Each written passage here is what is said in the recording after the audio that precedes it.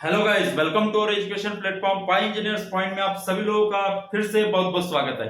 चलिए बात करने जा रहे हैं बेटा फिर से इंजीनियरिंग मैकेनिक्स में। लास्ट लेक्चर में आप लोगों ने देखा था कि लामिस थ्योरम क्या होता है और उसे कैसे प्रूव करेंगे। चलिए इस लेक्चर में आप लोग देख लेते हैं कि कैसे न्यूमेरिकल सॉल्व करते हैं by help of Lami's theorem. Understand? तो चलिए हम टाइम वेस्ट नहीं करते हैं, आपके सामने एक न्यूमेरिकल है सिंपल सा, देखते हैं इसको सॉल्व करके कि कैसे हम सिंपल स्टेप्स में सॉल्व करेंगे। तो ध्यान दीजिएगा, यहां पे बोला है find reaction at contact, find tension in thread. दो क्वेश्चन है आपके सामने। ये सिंपल सा डायग्राम है। ये जो स्फीयर है इस थ्रेड के साथ, ये ए और एओ थ्रेड है, इससे क्या है, हैंगिंग कंडीशन में है बेटा। क्या है? हैंगिंग कंडीशन में है। इस तरह से डायग्राम है सिंपल सा, ये सिंपल सा इस तरह से डायग्राम है। दिस इज योर वो पॉइंट, और वो पॉइंट क्या है बेटा, इसका इस स्फीयर का सेंटर होगा ये। ठीक है, इस सेंटर से डाउनवर्ड लोड कितना लगा है, 50 न्यूटन। मतलब कि इस स्फीयर का जो लोड है वो कितना है, 50 न्यूटन। और ये थ्रेड से क्या हुआ है बेटा, हैंगिंग पोजीशन में। कांटेक्ट कहां पे हो रहा है, बी पॉइंट पे, मतलब जहां पे टच करती है बॉडी उस पॉइंट को बोला जाता है कांटेक्ट पॉइंट। ठीक है, तो कांटेक्ट पॉइंट सिर्फ एक ही है, बी पॉइंट यहीं पे कांटेक्ट कर रही है ना। और दूसरा कांटेक्ट पॉइंट क्या है बेटा, ये है। मतलब ये थ्रेड जो है, थ्रेड इस पॉइंट से क्या है, कनेक्टेड है यहां, लेकिन इसको इसकी लाइन ऑफ एक्शन, इस थ्रेड की लाइन ऑफ एक्शन सेंटर से ही होके जाएगी। और ये जो स्पेयर है इधर लोड लगाने की कोशिश करेगा, इस पॉइंट के ऊपर है ना, इस वॉल के ऊपर ऐसे लोड लगाएगा तो उतना ही रिएक्शन ये बी पॉइंट पे क्रिएट होगा। बॉडी नीचे जाने की कोशिश करेगी, लेकिन ये थ्रेड क्या है, पकड़ के रखा है, मतलब टेंशन ऊपर रहेगा।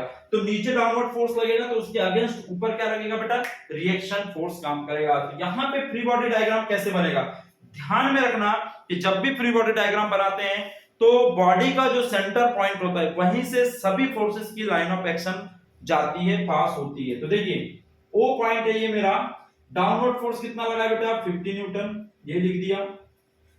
W बराबर 50 न्यूटन लगा है। एक ये जो लाइन ऑफ एक्शन है इस थ्रेड से, थ्रेड की ये सीधी जाएगी इस तरह से। ये क्या है बेटा, फोर्स T जो थ्रेड में होगा। यहां पे कांटेक्ट फोर्स इस कांटेक्ट पॉइंट बी पे आरबी रिएक्शन काम करेगी, क्योंकि लोड इधर लगेगा तो रिएक्शन ऐसा, नीचे जा रहा है तो रिएक्शन ऐसा। अंडरस्टैंड? तो इस लाइन ऑफ एक्शन को मैं इसको इस तरह से आगे तक बढ़ा सकता हूं, ऐसे है ना, इस तरह से ऐसे है ना, आरबी दिखा सकता हूं। ठीक है, तो ये ना दिखा के या तो इधर दिखाओ या तो इधर दिखाओ। ठीक है, तो मैं इधर दिखा रहा हूं ताकि हमारा डायग्राम थोड़ा सा अच्छा दिखे। तो ये आरबी फोर्स हो गया। ठीक, अब हमें क्या करना है, ये एंगल, ये एंगल, ये एंगल कितना होगा, इसकी वैल्यू फाइंड आउट करना है। कैसे करेंगे, तो यदि मैं इसको यहां तक आगे तक बढ़ा दूं और इसको यहां तक बढ़ा दूं तो ये एंगल मिल जाएगा मेरा थीटा, और ये एंगल मिल गया तो समझ जाना आपका काम हो जाएगा। एंगल निकालते आना चाहिए। देखिए ये वर्टिकल, हॉरिजॉन्टल, और ये आपकी वर्टिकल एक्सिस। ठीक है, ये वर्टिकल एक्सिस और this is your horizontal axis भी बना दिया मैंने, कोई दिक्कत है इसमें। ये हो गया आपका free body diagram, FBD free body diagram कैसे बनता है आप लोगों को समझ जाइए, मेरे प्रीवियस लेक्चर देख लेना।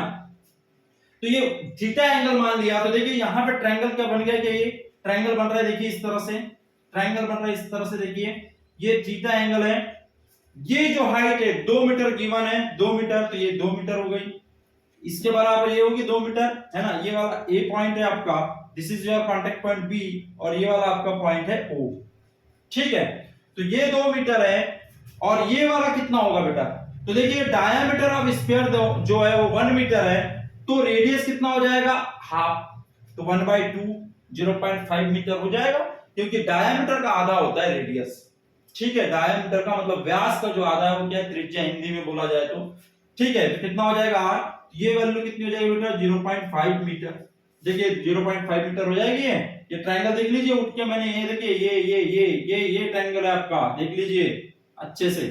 ठीक, तो क्या जो मैं एंगल लेता हूं उसके सामने क्या होता है, परपेंडिकुलर, आपको पता होना चाहिए। जिसके साथ में एंगल बनता है वो होता है बेस, मतलब आधार, और ये परपेंडिकुलर। ठीक है, तो tan थीटा में परपेंडिकुलर अपॉन बेस होता है, तो tan थीटा बराबर कितना हो जाएगा बेटा, यहाँ पे tan थीटा बराबर 2 अपॉन कितना, परपेंडिकुलर अपॉन बेस। तो यहाँ पे आ जाएगा, इसकी वैल्यू कितनी आ जाएगी 4, 2 को 0.5 से डिवाइड करोगे 4 आएगा। तो थीटा बराबर क्या हो जाएगा, tan इनवर्स, कैलकुलेटर चलाते आना चाहिए, है ना। तो tan इनवर्स 4 करके देखता हूं मैं, tan इनवर्स कहां गया रे भैया, tan इनवर्स 4 करके देखता हूं तो कितना आता है, देखते 4 tan इनवर्स कर दूंगा तो 76 डिग्री आ रहा है लगभग, कितना 76 डिग्री आंसर आ रहा है थीटा का। तो ये थीटा की जो वैल्यू आ गई वो 76 डिग्री आ चुकी है। तो क्या ये एंगल 76 होगा? कितना होगा बेटा? 76 डिग्री आ चुका है। देखिए ये एंगल और ये एंगल सेम है, 76 डिग्री आ चुका है। यदि ये 76 डिग्री है, क्या यहां से यहां तक 90 डिग्री होगा? ये पूरा 90 डिग्री, ये 76 है, तो ये कितना हो जाएगा बेटा? 90 माइनस कर दो, कितना? 76, तो कितना होगा? 4, और कितना हो जाएगा? 14 डिग्री, है ना? तो ये वाला जो एंगल हो जाएगा कितना हो जाएगा? 14 डिग्री। होगा या नहीं होगा? होना पड़ेगा। ये आपका 90 डिग्री है, कोई दिक्कत नहीं, ये भी 90 डिग्री है, ये भी 90 डिग्री है। तो ये जो एंगल है पूरा, ये जो एंगल है पूरा, ये एंगल कितना हो जाएगा बच्चे? 14 प्लस 90, तो ये हो जाएगा 104 डिग्री। 14 प्लस 90 कितना हो गया? 104 डिग्री। ये 14 और ये वाला आपका 90, तो 104 डिग्री। ये आपका 76 है, ठीक है? ये आपका वो पॉइंट है, ये आपका एक फोर्स है, ये आपका एक फोर्स है और एक फोर्स है। तो ये वाला तो 90 डिग्री साफ साफ दिख रहा है, 90 डिग्री है, ठीक है? आप लोगों ने कोऑर्डिनेट सिस्टम पढ़ा होगा, ज्यामिति पढ़ी होगी। तो ये 90 डिग्री हो गया। अब मुझे चाहिए ये एंगल, तो ये कितना हो जाएगा? ये पूरा एंगल कितना होगा? कितना होगा? 76 प्लस 90 कितना होगा? 167 डिग्री हो जाएगा। तो मैं इसमें यहाँ पे 2 मिनट के लिए साफ कर रहा हूं, क्लीन कर रहा हूं। तो ये कितना हो जाएगा बेटा? ये कितना हो जाएगा? 1 कितना 66 डिग्री हो जाएगा। 90 देखिए ये है 90, this is your 90, 90 plus 76, 90 plus 76 कितना हो जाएगा? ये 166 डिग्री। सिंपल है ना? तो यहां पे लिख दिया 166 डिग्री। एंगल मिल गया तो आपका आंसर भी मिल जाएगा, बिकॉज कि लामिस थ्योरम क्या बोलता है? जो फोर्स आप लेंगे, यदि मैं T फोर्स ले रहा हूं तो T के सामने का एंगल कितना है? 90 डिग्री, तो ये आ जाएगा sin 90 डिग्री। अब मैं कौन सा फोर्स ले लूं? RB, तो RB के सामने का फोर्स क्या आ जाएगा बेटा? RB के सामने का एंगल कितना है? 166, तो यहां पे क्या आ जाएगा? sin 166 degree. यदि मैं 50 ले लूं लोड, तो इसके सामने का जो एंगल है वो कितना है? 104, तो यहां पे आ जाएगा sin 104 डिग्री। एक बार इसको ले लो, एक बार इसको ले लो, आंसर आ जाएगा। तो इसीलिए t बराबर कितना हो जाएगा बेटा? 50 इंटू इसका मल्टीप्लाई कर दूंगा यहां, तो कितना हो जाएगा? sin 90 डिग्री अपॉन कितना? ये sin 104 डिग्री। शॉर्टकट कर रहा हूं मैं, आप लोग 2 पार्ट लेना है ना, एक बार ये पार्ट ले लो, एक बार ये पार्ट ले लो, ठीक है? तो यहां से t की वैल्यू निकल जाएगी। t ये 2 को मत ले लेना, क्यों? क्योंकि t और r दोनों अननोन है, सिर्फ एक ही अननोन होना चाहिए, मतलब एक की वैल्यू ही ना पता हो ऐसा होना चाहिए। इसमें और इसमें सिर्फ इसकी वैल्यू पता नहीं, बाकी सारी वैल्यूज क्या है आपको पता है, तो t की वैल्यू निकल जाएगी। या तो इसको और इसको ले लेंगे तो rb की वैल्यू आपको पता नहीं है, ये बाकी तो वैल्यूज गिवन है, तो rb निकल जाएगा, ठीक है? और rb बराबर क्या हो जाएगा बेटा? rb बराबर क्या हो जाएगा? 50 इंटू इसका मल्टीप्लाई कर देंगे यहां, sin